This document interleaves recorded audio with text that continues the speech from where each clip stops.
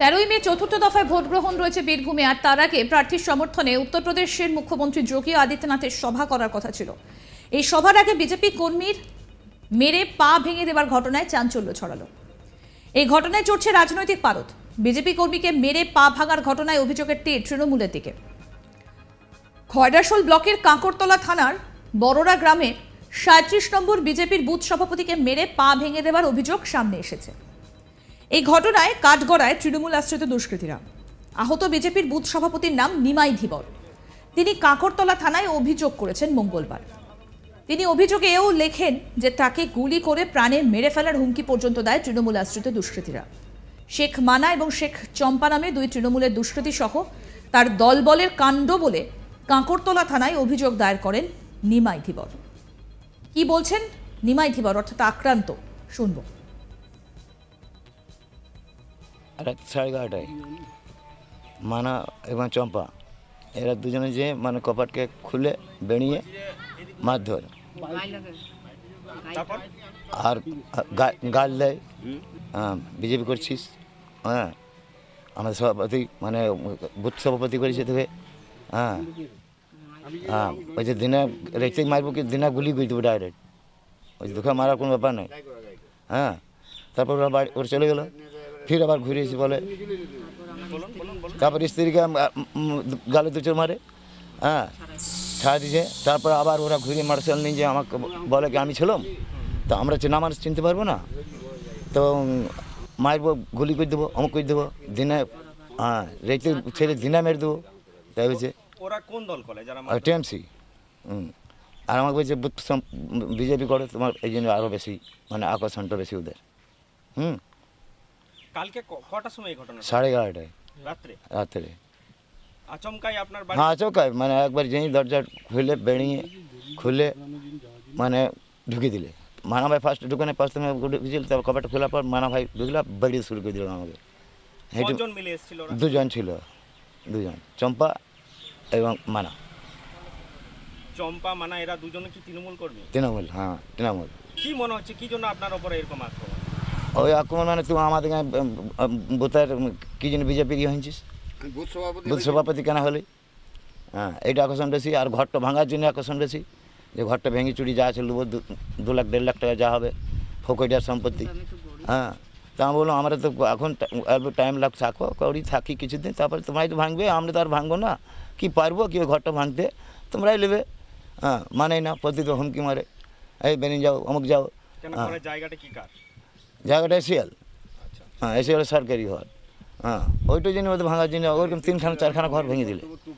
হ্যাঁ হ্যাঁ বুথ সব মানে বুথ সবে থাকার জন্য আরও বেশি মার মানে। হ্যাঁ থানাতে কি অভিযোগ জানালেন? হ্যাঁ জানাইছি, থানাতে কাগজপত্র করে দিয়েছি। চিকিৎসা করিয়েছেন? হ্যাঁ চিকিৎসা করেছি নাড়কুন্দায়। হ্যাঁ এখন কতটা আতঙ্কে আছেন? দেখো মানে ভয় প্রচুর রয়েছে, একটু কখন কি মেরে দেবে তার ঠিক নাই, গ্যারান্টি নাই। ওরা তো সব খুন খারাপই লোক, মনে করো। আপনার নাম? নিমাই ধীবর। বাড়ি? বাড়ি এখন বড় মনে করুন কাকরতলায় থাকছি। এই ঘটনার খবর শুনে কাকরতলা থানায় পৌঁছে যান দুবরাজপুর বিধানসভার বিধায়ক অনুপ কুমার সাহা। তিনি দোষীদের উপযুক্ত শাস্তির দাবি করেন। বিজেপি বিধায়ক অনুপ কুমার সাহা কি বলছেন এবার শুনবো। দেখুন, গতকাল রাতে বড়রা অঞ্চলের অন্তর্গত কাকরতলার 37 নম্বরের বুথের বুথ সভাপতি নিমাই ধীবর, তার উপরে তৃণমূলের গুন্ডা বাহিনী বাড়িতে গিয়ে অত্যাচার করে, মারধর করে এবং তার পা ভেঙে দেয়। তার স্ত্রীর উপরে অত্যাচার করা হয় এবং তাকে দিনের বেলায় গুলি করে দেওয়ার হুমকি দেওয়া হয়। আজকে আমরা থানাতে এসেছি, থানাতে এফআইআর দেওয়া হবে। এফআইআরের পরে আমরা চাইব যারা এই ঘটনা ঘটিয়েছে তাদের অবিলম্বে যাতে গ্রেপ্তার এবং কঠোর শাস্তি হয়।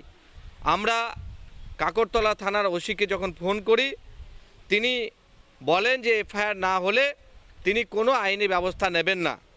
আজকে বাংলার পুলিশ যে মানুষগুলো আজকে অত্যাচার হয়ে যাচ্ছে, এফআইআর করা না হলে যারা এই ধরনের অত্যাচার করেছে তাদেরকে গ্রেপ্তার করবে না। আমরা জানি না যে পুলিশ আজকে কাদের হয়ে কাজ করছে। কাকরতলা থানার অন্তর্গত এলাকাতে যে ভয় ভীতি সন্ত্রাস তৈরি করার চেষ্টা করছে তৃণমূলের দুষ্কৃতীরা, এবং তার সাথে এই পুলিশ প্রশাসন সম্পূর্ণভাবে মদত দিচ্ছে বলেই আজকে দুষ্কৃতিরাজ কায়েম হয়েছে। সামনে নির্বাচন, 13 তারিখে নির্বাচন আছে। আমরা চাইব শান্তিপূর্ণভাবে যাতে প্রত্যেকটা বুথে নির্বাচন হয়, তার নিরাপত্তা নিশ্চিত করা নির্বাচন কমিশনের উচিত। পুলিশ যদি কোনোভাবে তৃণমূলের দালালি করে সেই পুলিশকে ক্লোজ করা উচিত, তাদের উপরেও আইনজ্ঞ ব্যবস্থা নেওয়া উচিত। কারণ আমরা দেখছি একজন বুথ সভাপতিকে, যার 50 ঊর্ধ্ব বয়স, তাকে কিভাবে মারধর করা হয়েছে, তার স্ত্রীকে মারধর করা হয়েছে এবং প্রাণ নাশের প্রতি মুহূর্তে হুমকি দেওয়া হচ্ছে। এবং যে সমস্ত দুষ্কৃতী আজকে এই ঘটনা ঘটিয়েছে তারা দিনের বেলাতে ঘুরে বেড়াচ্ছে, পুলিশ তাদেরকে গ্রেপ্তার করছে না।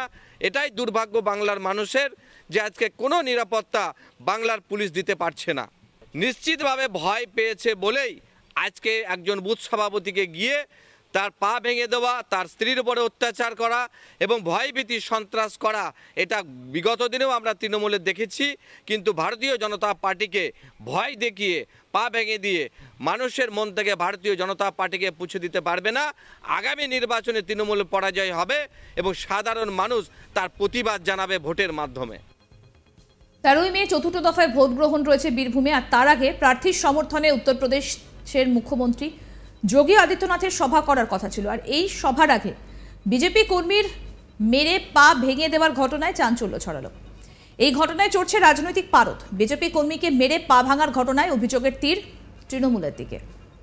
খয়রাশোল ব্লকের কাঁকরতলা থানার বড়রা গ্রামের 37 নম্বর বিজেপির বুথ সভাপতিকে মেরে পা ভেঙে দেওয়ার অভিযোগের ঘটনা সামনে এসেছে এবং এই ঘটনায় কাঠগড়ায় তৃণমূল আশ্রিত দুষ্কৃতীরা। আপনাদেরকে আরেকবার শোনাবো কি বলছেন আক্রান্ত নিমাই ধীবর, শুনুন। রাত 11:30টায় মানা এবং চম্পা এরা দুজনে যে মানে কপাটকে খুলে বেরিয়ে মারধর,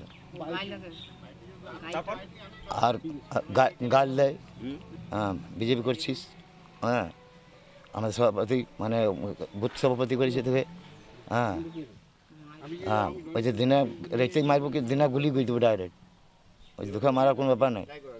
হ্যাঁ তারপর ওরা বাড়ি ওরা চলে গেলো, ফির আবার ঘুরে এসে বলে, তারপর স্ত্রীকে গালে দুচোর মারে, হ্যাঁ ছাড়া দিছে। তারপর আবার ওরা ঘুরে মার্শাল নিয়ে যে আমাকে বলে কি আমি ছিলাম, তো আমরা চেনা মানুষ চিনতে পারবো না, তো মারবো, গুলি করে দেবো, অমুক করে দেবো, দিনে হ্যাঁ রেখে ছেড়ে দিনে মেরে দেবো। আরও আপডেট পেতে দেখতে থাকুন আজ তাক বাংলার ইউটিউব চ্যানেল, সাবস্ক্রাইব করুন।